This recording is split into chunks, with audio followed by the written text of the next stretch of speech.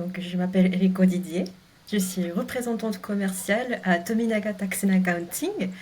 C'est un cabinet d'experts comptables qui propose des services non seulement en japonais, mais également en français et en anglais.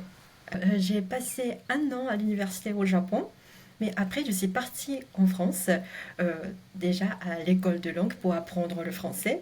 Et ensuite j'ai effectué ma licence et un master à Lyon, euh, dans la faculté de LEA, donc langue étrangère appliquée. Mhm.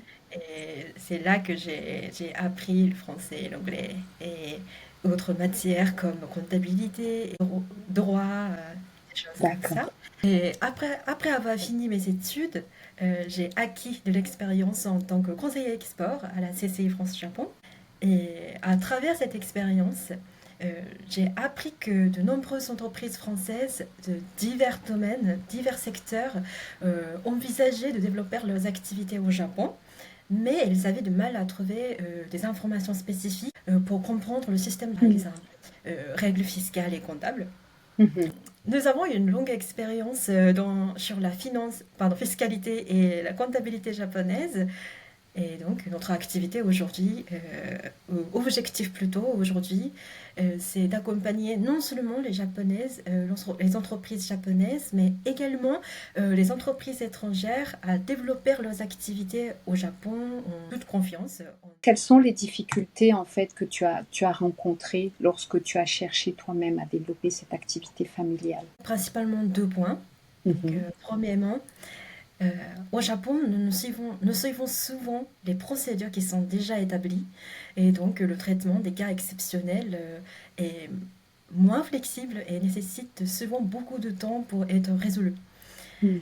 Et pourquoi c'est une difficulté pour nous? Parce que la plupart des entreprises, des particuliers sont des cas exceptionnels qui diffèrent des cas généraux au Japon, par exemple des cas des entreprises ou des particuliers japonais. Bien sûr. Deuxièmement, nous pensons que le véritable soutien pour les clients étrangers ne consiste pas uniquement à procéder, tuer les procédures fiscales et comptables pour eux, mais également à leur expliquer le japonais pour qu'ils puissent le comprendre vraiment. C'est pour ça que pour nous, améliorer la qualité des services au niveau de la communication était aussi un point à travailler. C'est toujours challenge pour nous. Et donc, ce que nous faisons pour contourner cette difficulté, c'est que nous essayons d'offrir personnalisé et adapté à la Mhm. situation de chaque client. C'est-à-dire que au lieu d'offrir des habituels, nous essayons d'abord de comprendre la situation de chaque client pour analyser des points bloquants et Mhm. nous essayons de proposer adapter. Donc c'est ça pour ça.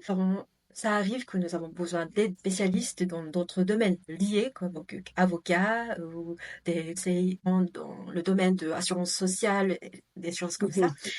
Nous pouvons aussi apporter notre soutien en matière de communication entre les clients et ces spécialistes pour qu'ils puissent se communiquer plus facilement.